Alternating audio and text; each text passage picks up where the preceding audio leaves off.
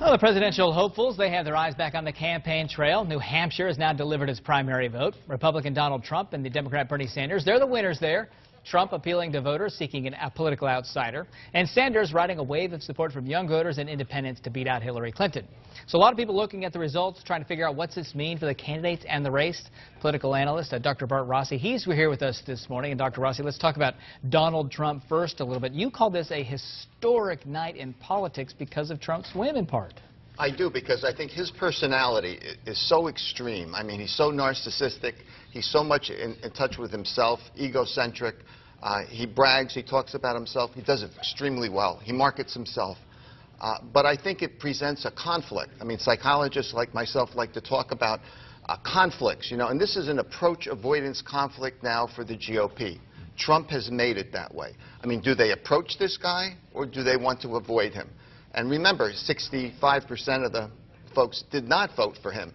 So in one way, he won in a big manner, but on the other side of it, you know, there are a lot of folks who don't really like his personality or what he stands for, which is really, you know, he's standing for, you know, people who are angry and really against the government.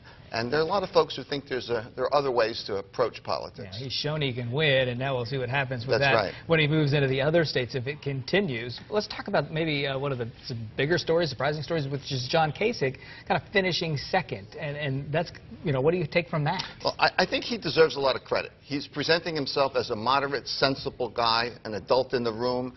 He has a personality that resonates. He's popular in Ohio. He looks like he can appeal to everybody. He's almost like a progressive conservative, if you will. I mean, he has some very good ideas about how to move the economy and make things work. He's not abrasive. He's not arrogant. I like the fact that he can laugh at himself. I think he has, in many respects, he has the basis of a winning personality. So I was going to ask, does he have legs?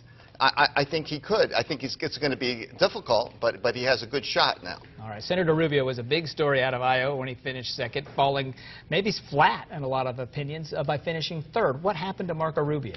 Well, he came across as a robot. He came across scripted, and as someone who really couldn't stand up on his feet in a debate.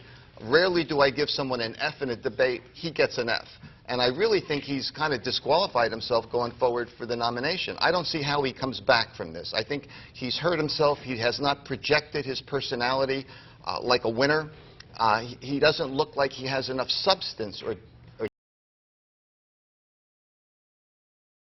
think it's such a big change in a week, you know.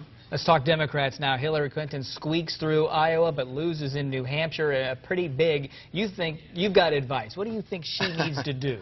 Well, Hillary needs to do something different. She needs to come up with a number, a flat tax number, where she can appeal to Bernie's people, to independents, even some Republicans, and say, listen, I want it to be fair also. Not just Bernie, but I want it to be fair. I want a tax so that everybody pays their fair share. And then I think she will get some traction.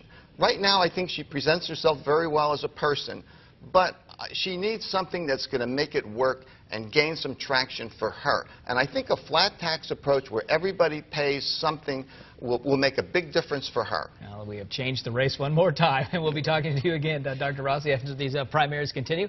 Jen, back over to you.